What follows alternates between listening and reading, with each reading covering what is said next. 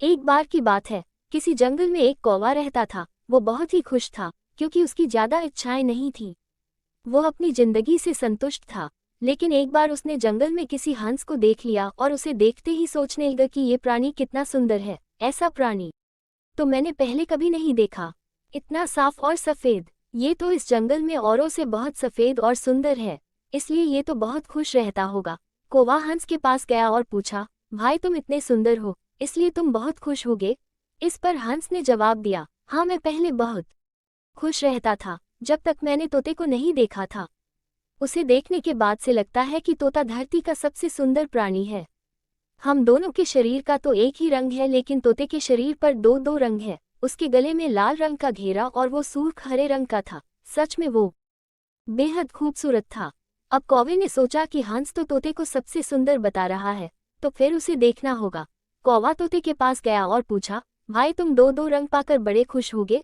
इस पर तोते ने कहा, हाँ मैं तब तक खुश था जब तक मैंने मोर को नहीं देखा था। मेरे पास तो दो ही रंग है, लेकिन मोर के शरीर पर तो कई तरह के रंग हैं। अब कौवे ने सोचा, सबसे ज्यादा खुश कौन है, ये तो मैं पता करके ही रहूंगा, इसलिए अब मोर से मिलना ही पड़ेगा। कौवे ने मोर को जंगल में ढूंढा, लेकिन उसे पूरे जंगल में एक भी मोर नहीं मिला और मोर को ढूंढते ढूंढते वो चिड़ियाघर में पहुंच गया तो देखा मोर को देखने बहुत से लोग आए हुए हैं और उसके आसपास अच्छी खासी भीड़ है।